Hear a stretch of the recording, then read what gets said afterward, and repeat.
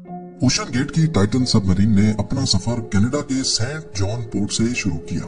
जिस लोकेशन पे इसको ओशन के अंदर डाइव करना था, ये सेंट जॉन से 700 किलोमीटर दूर नॉर्थ अटलांटिक ओशन में वाक़ई है और इसी पॉइंट पर ठंडे पानी के नीचे ओशन की गहराइयों में टाइटैनिक का शिपरेक भी मौजूद है।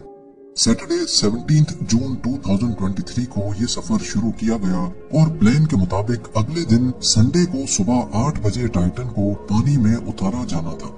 आपको यहाँ बताते चलें कि डाइव से पहले टाइटन में एक मसला नोटिस किया गया था, लेकिन उसके बावजूद भी अपनी जान दांव पर लगाकर इसको ओशन में उतार दिया गया। वो क्या मसला था और आखिर पता होने के बावजूद भी ये खतरा क्यों मोल लिया? नाज़रीन, इस सफर में टोटल 5 लोग मौजूद थे, जिसमें एक्शन एविएशन के फाउंडर हार्निश हार्डिंग भी मौजूद थे। इन्होंने जेफ बेजोस के साथ स्पेस में भी ट्रेवल किया था। दूसरे नंबर पे स्टॉकटन रश, जो ओशन गेट के CEO भी थे। ये अमेरिकन कंपनी ओशन टूरिज्म के लिए सबमर्सिबल्स फराहम करती है। तीसरे नंबर पे 77 साला पॉल हेनरी थे, जिन्होंने पहले भी टाइटैनिक को विजिट किया था। ये शिपरेक के एक्सपर्ट थे और इनको टाइटैनिक के बिखरे हुए पार्ट्स की काफी जानकारी थी। और आखिर में पाकिस्तानी बिजनेस टाइकून शहजादा दाऊद अपने बेटे सुलेमान के साथ इसी सबमरीन का हिस्सा थे। 17 जून को डाइव करने से पहले हार्निश हार्डिंग ने इंटरनेट पे अपना आखिरी पोस्ट किया था। उनका कहना था कि शदीद सर्द मौसम की वजह से उनकी डाइव डिले हो गई है। कल सुबह को जब थोड़े वक्त के लिए मौसम बेहतर होगा तो हम डाइव कर जाएंगे। ये 5 लोग अपना शौक पूरा करने के लिए मशहूर जमाना गहराई को इमेजिन करना हो तो आप बुर्ज खलीफा को देखें और समझ लें कि टाइटैनिक का मलबा समंदर में करीब 5 टाइम्स बुर्ज खलीफा की हाइट जितना नीचे है। इस गहराई में पानी का प्रेशर 5800 PSI होता है। ये उतना ही प्रेशर होगा कि इंसान के पूरे जिस्म पर नहीं, बल्कि सिर्फ 1 स्क्वायर इंच के हिस्से पर एक पूरा हाथी खड़ा कर दिया जाए। तो अब आप अंदाजा लगा लें कि एक सबमरीन में कितने स्क्वायर इंच होंगे और उस पर कितना ज्यादा प्रेशर पड़ता होगा। खैर, संडे 18 जून 2023 दोपहर को 12 बजे सबमरीन का सफर स्टार्ट हुआ। नॉर्मली टाइटैनिक तक पहुंचने में 2 घंटे लगते हैं, लेकिन 1 घंटे 45 मिनटों के बाद ही मदरशिप पोलर प्रिंस, जो के ऊपर वेट कर रही थी, उनका सबमरीन से राब्ता टूट गया। अगर 2 घंटे टाइटैनिक तक पहुंचने में लगने थे तो सिर्फ 15 मिनट पहले राब्ता टूटने का मतलब है कि सबमरीन टाइटैनिक के काफी करीब पहुंच चुकी होगी। समंदर की इस गहराई में सूरज की रोशनी पहुंचना नामुमकिन है और यहाँ हर वक्त इंतहाई सख्त अंधेरा होता है। इतनी गहराई में वायरलेस सिग्नल का टूटना एक नॉर्मल बात होती है, लिहाजा पहले इस बात को ज्यादा सीरियस नहीं लिया गया। ये पूरा ट्रिप टोटल 7 घंटों का था। 12 बजे से लेकर शाम को 7 बजे इनको वापस लौटना था, लेकिन जब शाम 7 बजे तक भी टाइटन से कोई राब्ता ना हुआ और ना ही वो वापस लौटी, तो अब ऊपर खड़ी मदरशिप में मौजूद क्रू के पसीने छूटना शुरू हो गए।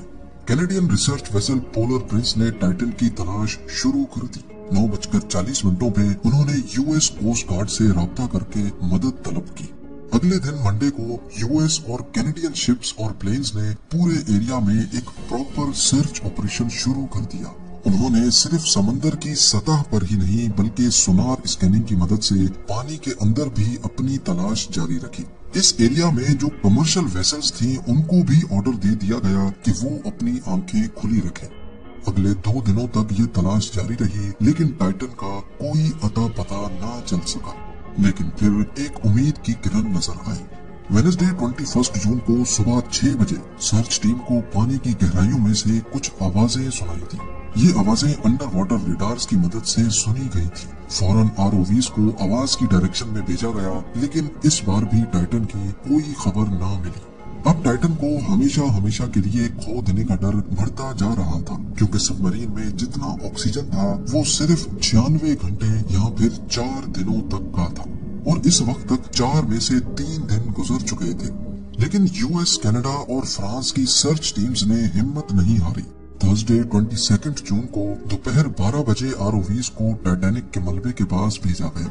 वहां पहुंचकर जो देखा गया वो वाकई दिल दहला देने वाला मंजर था। 3:48 PM पर ROV, जो कि टाइटैनिक के मलबे के पास पहुंच चुकी थी, उसने टाइटन की दुम का एक हिस्सा टाइटैनिक से सिर्फ 1600 फीट दूर पड़ा हुआ देखा।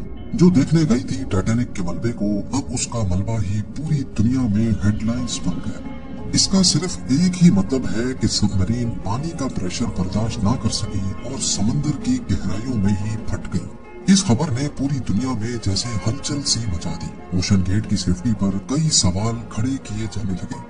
ओशन गेट के सीईओ स्टॉकटन रश, जो कि खुद इस वाक़े में अपनी जान गंवा बैठे हैं, उन्होंने 2021 में कहा था कि वो जानते हैं कि उन्होंने टाइटन को बनाते वक्त कुछ रूल्स तोड़े हैं, क्योंकि उन्होंने टाइटन को स्टील से नहीं बल्कि एविएशन ग्रेड कार्बन फाइबर से बनाया है। पर वो इस इंडस्ट्री में कुछ नई इनोवेशंस करना चाहते थे, तभी स्टील को रिप्लेस करके कार्बन फाइबर का इस्तेमाल किया गया था। पहली बार लॉन्च से पहले टाइटन को 5000 से 10,000 PSI के प्रेशर पे टेस्ट भी किया गया, जिसमें वो पास हो गई थी। पर एक्सपर्ट्स का मानना है कि ओशन के अंदर हजारों किस्म की ताकतें सबमरीन पर पड़ती हैं, जिसमें न सिर्फ प्रेशर बल्कि पानी का बहाव भी होता है, जो कि लहरों की वजह से पैदा होता है। इसके अलावा अंधेरे की वजह से ये भी हो सकता है कि कोई भारी पत्थर या फिर समंदरी मखलूक सबमरीन से टकराई हो। कुछ भी हो, टाइटन की तबाही की एक वजह तो इसका कार्बन फाइबर का हल था, लेकिन दूसरी वजह इसमें पहले से मौजूद क्रैक्स भी थे। जी हाँ, टाइटन सबमरीन 2019 में कार्ल स्टैनले नामी एक बिजनेसमैन को भी लेके गई थी, और उस वक्त भी उसको ओशन गेट के सीईओ ही ऑपरेट कर रहे थे। कार्ल ने बताया कि उस सफर के दौरान जब वो नीचे जा रहे थे तो उनको टाइटन की बॉडी में से क्रैकिंग की आवाज सुनाई दी थी। At one point, I was actually even able to drive the submarine towards deeper water by the sound of the cracking getting louder. उस वक्त उन्होंने इस आवाज पर ज्यादा ध्यान नहीं दिया, क्योंकि उनको ओशन गेट के सीईओ, जिन्होंने खुद ये सबमरीन डिजाइन की थी, उन पर पूरा भरोसा था।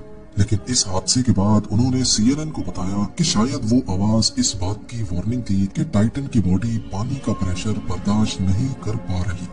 अगर ये बात सच है तो इसमें कोई शक नहीं कि टाइटन की बॉडी में क्रैक्स पड़ना पहले से शुरू हो गए थे।